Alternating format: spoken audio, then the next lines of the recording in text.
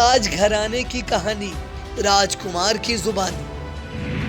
अंग्रेजों ने जब जेल में डाला, कसमंडा राजा ने सीतापुर जेल का निर्माण करा डाला। राज सदन में जाने की किसे थी अनुमति? रनिवास में जाने की किन पर थी पाबंदी? आई इंडिया के कैमरे पर बोले राजकुमार दिनकर प्रताप सिंह।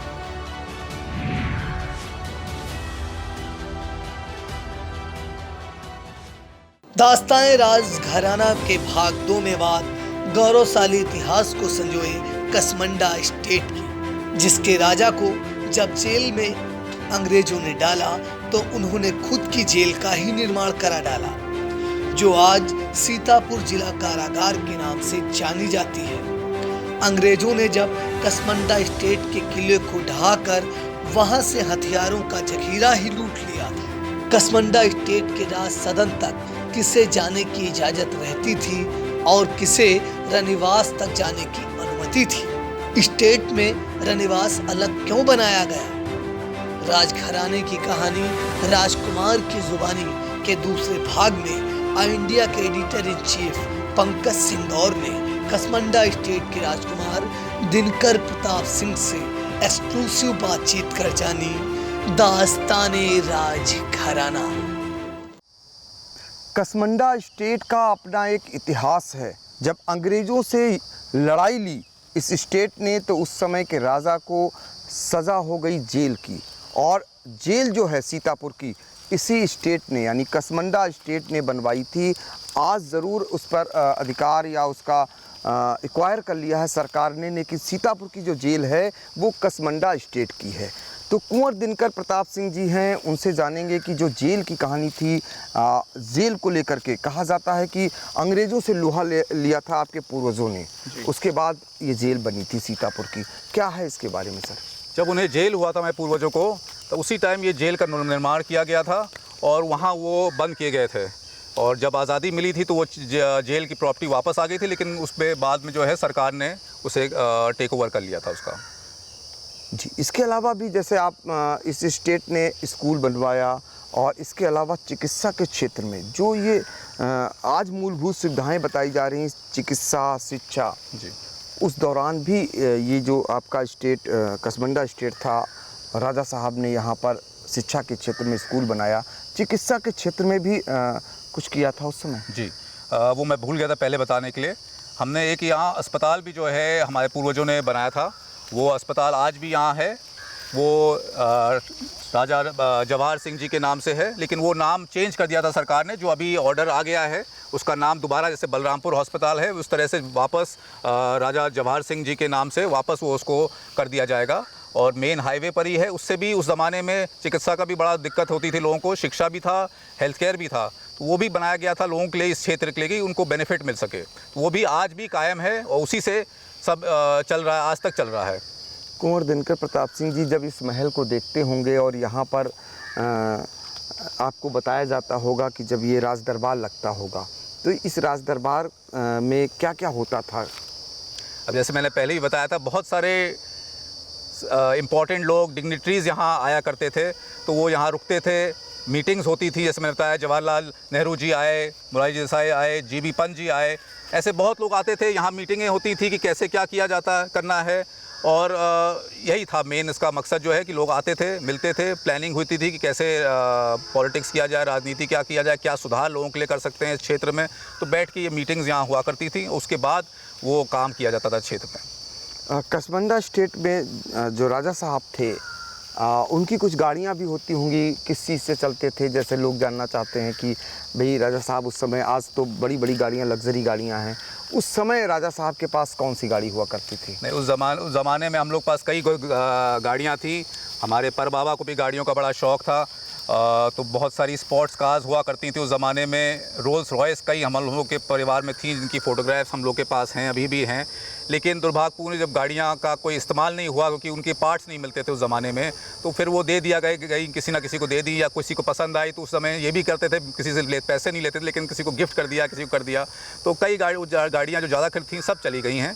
अब हमारे पास पुरानी में तो गाड़ियाँ कुछ खास हैं नहीं हमारे पास। अब तो नई गाड़ियाँ जैसे आप जानते हैं वही हैं।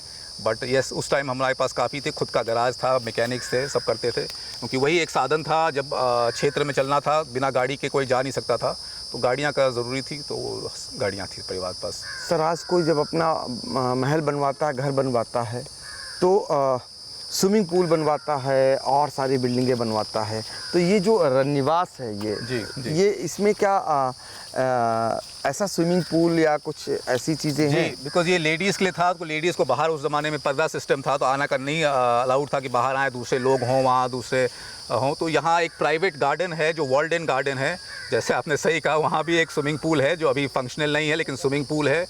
हमारी एक बहुत ही पावरफुल देवी का टेम्पल भी है, खष्टी देवी का, वो अभी भी है, उनकी पूजा अभी भी होती है परिवार में। और स्विमिंग पूल, मंदिर है, और प्राइवेट गार्डन जो है वो अभी भी है।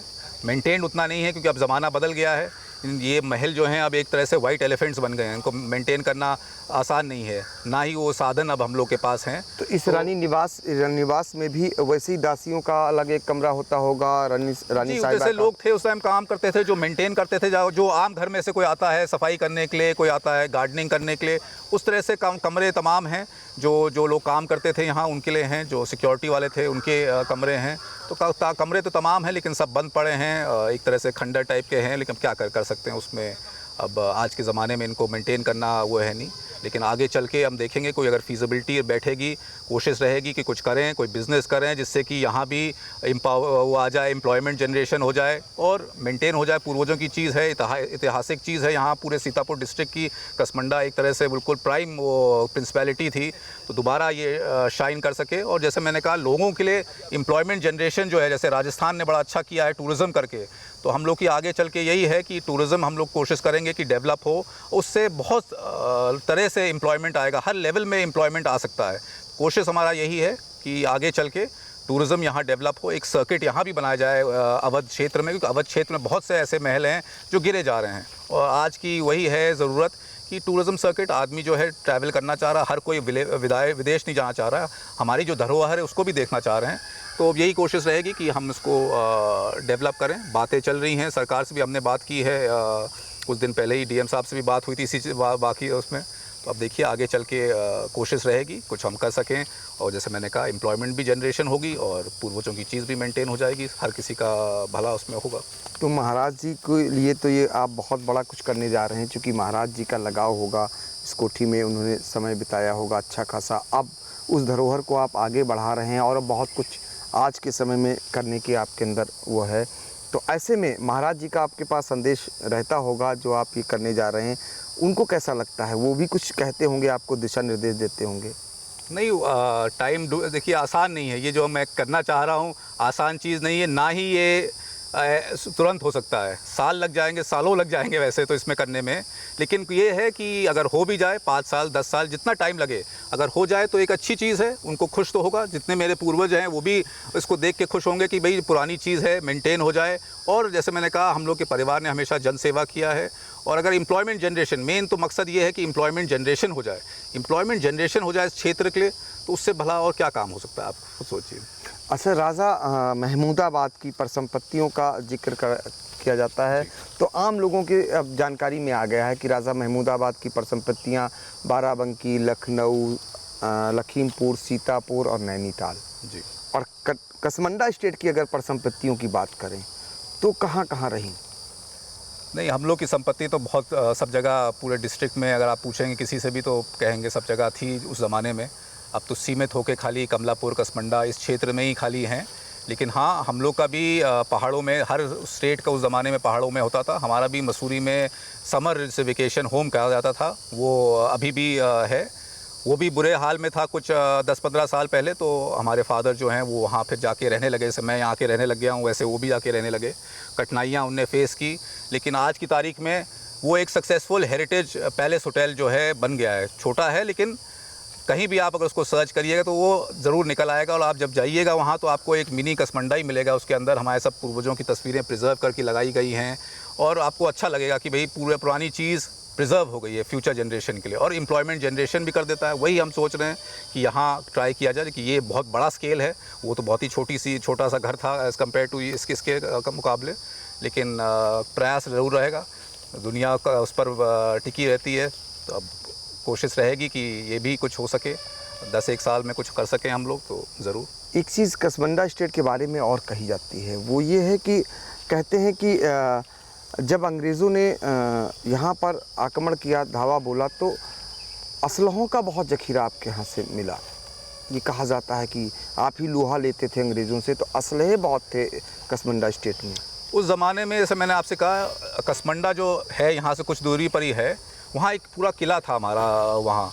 तो वहाँ उस ज़माने में आर्मी भी मेंटेन किया जाता था। तो उसी से जो है अंग्रेज़ों के ख़िलाफ़ हमने लड़ाई भी की। बट जैसे मैंने बताया, उस ज़माने में हम लोग की आर्मी बहुत छोटी हुआ करती थी, अंग्रेज़ बहुत पावरफुल थे, तोपें थी, सब थी उनके पास। तो उनने उसी वजह से ध्वस्त कर दिया उसको। छोटा सा बिल्डिंग बची थी, वो भी जो है अब 20-30 सालों में वो भी गिर के ख़त्म हो गया, कुछ बचा नहीं उसमें। लेकिन हाँ, असलहा थी, उसके बिना लड़ाई करना तो नामुमकिन था। लेकिन जब वही हुआ, जब अटैक हुआ और जब उनने टेक ओवर कर लिया, तो सब असलहा और फोर्टिफिकेशन जितनी थी वो सब वो तोड़ लिया या ले गए अपने साथी। तो उसके बाद हमारे पास कोई बचा नहीं था। तो कसमंडा स्टेट के राजकुमार दिनकर प्रताप सिंह का आखिरी सवाल आपसे हम ये करना चाहेंगे कि जनता से आप क्या कहना चाहेंगे? अब चूँकि जनता ही सब कुछ है और जनता को ही आप जनसेवा भी कर रहे हैं, ऐसे में आप एक राजकुमार हैं और आप उनके बीच जा कर के जो भी भागीदारी होती वो कर भी रहे हैं, जनता से क्या कहना चाहेंगे? जनता से मैं ये कहना चाहूँगा कि आज के ज़माने में सब कोई पढ़ा लिखा है। आपको सही व्यक्ति का चयन करना ज़रूरी है। सही आदमी को आप चुनिए जिसको आप वोट देते हैं। आजकल क्या हो रहा है कि लोग सोचते नहीं हैं किसको वोट कर रहे हैं, बस वोट दे देते हैं। लेकिन आप सोच समझ के वोट दीजिए, क्योंकि आपका भविष्य इस पर निर्भर करता है। 5 साल या जो 6 साल का टर्म जिसके होगा, वो आपके लिए काम करेगा, वो आपके लिए काम करने के लिए आपके लिए आया है। लेकिन अगर आप गलत आदमी को करेंगे, आप चुनेंगे, तो वो आपके लिए काम करेगा नहीं और फिर आप ही पछताएंगे। और जो आपका भविष्य, आपके बच्चे हैं, वो फिर सफ़र करेंगे। इसलिए जब भी आप वोट करें, जिसके लिए भी आप वोट करें, सोच समझ के वोट करिए। किसी के बहकावे में या कोई चीज़ और चीज़ की वजह से वोट ना करें। यही मेरा संदेश होगा। तो अमूमन ये अपील आप जो है चुनाव के दौरान सुनते होंगे, लेकिन अभी कोई चुनाव नहीं है। ये अपील इसलिए है चूँकि राजकुमार दिनकर प्रताप सिंह, जिनके पूर्वजों ने इस क्षेत्र में क्या कुछ नहीं कराया, शिक्षा के क्षेत्र में, चिकित्सा के क्षेत्र में, और अंग्रेज़ों से लोहा लेने में ये राजघराना पीछे नहीं रहा। उनकी ये अपील ऐसे समय में आई है जब ये बहुत कुछ इस इलाके में अभी भी करने के लिए अब मैदान में उतर चुके हैं। और इनका ये सुझाव है जनता से कि जनता सही का अगर चुनाव करती है तो निश्चित तौर पर उन्हें जो आज असुविधाएं हो रही हैं, जो उन्हें ज़रूरत की चीज़ें पूरी नहीं हो रही हैं, वो निश्चित समय पर पूरी होंगी। आपका बहुत बहुत धन्यवाद सर। धन्यवाद। नमस्कार, मैं हूं Satish Kaushik, actor, director, producer और आपका चहेता हास्य कलाकार। मेरा नाम है कैलेंडर, मैं तो चला किचन के अंदर। और आप मुझे देख रहे हैं आई इंडिया पर। देखते रहिए आई इंडिया।